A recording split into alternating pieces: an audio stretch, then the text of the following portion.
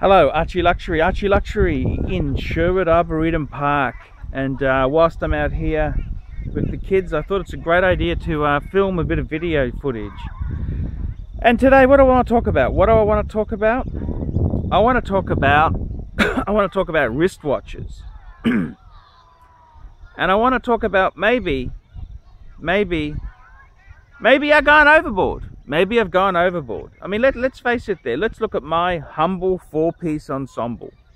The Gold Submariner, what's that worth? Aussie dollars, 22,000 Aussie. Okay, so one Aussie dollar to you American fuckers who think the world revolves around you is worth 77 US cents. Okay? Okay. So there you go. You got 22,000 the gold sub.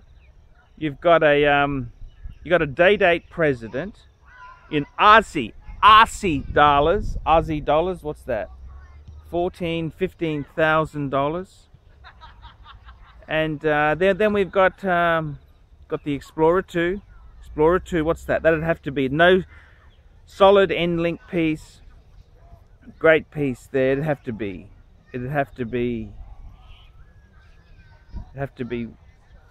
5.5, 6 easily.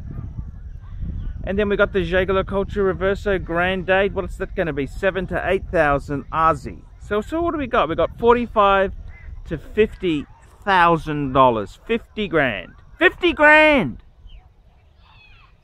And you know, I'm just a very lower middle class guy. Lower middle class. Emphasis on lower, please. And I'm thinking to myself, 50k for 4 watches. How many of these fucking things do you need? How many do you need? I mean, realistically, how many can you wear at once? One. How many do you need? 2 max? And I kind of look at it, and what I find with these wristwatches is it's not so much to wear them I've bought them for. It's just to possess, behold, caress them, own them, deprive other people of them. That's what it is. And I really look at it and think to myself, do I really need such a big investment in something which is, it's really quite an old technology. It's really old technology. Do you need it? Do you need it? Would that money give you more satisfaction if it was spent somewhere else? And that's the question you got to ask yourself. What makes you happy in life, and what do you think? But I mean, realistically, what would you keep? I got four pieces. So okay, you could say to yourself, okay, well Archibald, well, keep your Explorer 2. That's a cool thing. And you want a fancy dress watch? Keep the president. Get rid of the gold sub. Get rid of the Jaeger-LeCoultre Reverso. And that's a very interesting question. You know, you've got to really look at these things and see what can you buy instead of that stuff there. And it's an interesting equation to work this out. Very, very interesting to work out what is your best bang per buck. It's your money. What can you buy? Can you buy a nice big 4-wheel drive? Well, you do that and your money's not gonna, 5 years down the track, it's not gonna be worth much, Archie boy. What do you buy? Do you want to go on a huge holiday family? Well, ooh, calm down, Archie. Calm down.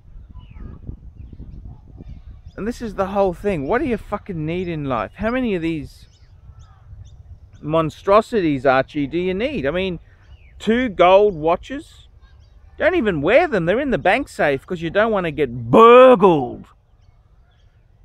And I really look at it and say, well, you know, that 50 grand I've got tied up there, I could even cut it and say, well, okay, keep 2, Archie. Keep the Reverso, keep the Explorer 2. That's 12 grand tied up. Free up 35k from the gold sub and the day date. You could have a, you could reduce your mortgage a bit, Archibald. You could buy a new car. Would that, that would give you a lot of banter, Archibald.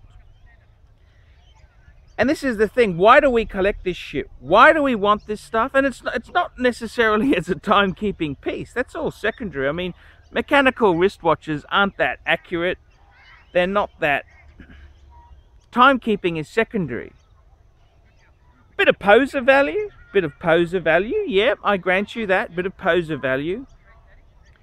I suppose it's good to have a big fuck off piece of gold on your wrist. It looks the part, doesn't it?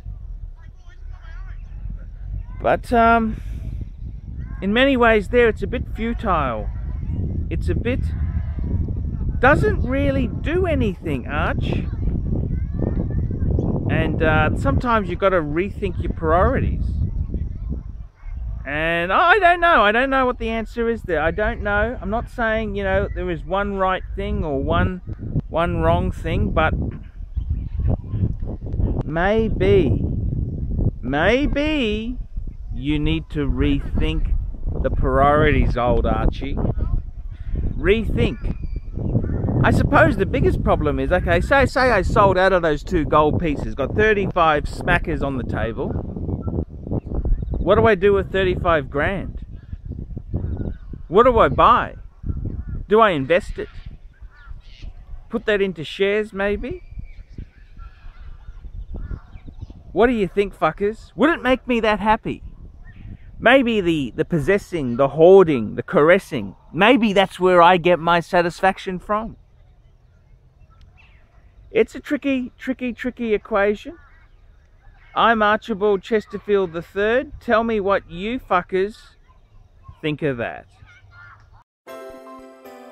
We specialize here in pre-owned Rolex watches. Rolex watch is a very special timepiece, and we always do the servicing exactly as factory specifications. We buy a pre-owned piece and we put it into brand new condition. We have Rolex certified technicians working on that. We completely disassemble the piece, we adjust and polish and change every single part of the watch. You have to have certified watchmakers that know what they're doing. If you have an expensive car, you're just not going to bring it to any mechanic that doesn't know what they're doing. You spend $5,000, it's like if you put money in the safe deposit box. And 1 or 2 years from now, you will keep having your $5,000. We have to spend a lot of money to get all this equipment together, but makes me feel I'm doing what I'm supposed to do. It's not a question of money, it's my passion. Jewelers on Time, simply the best.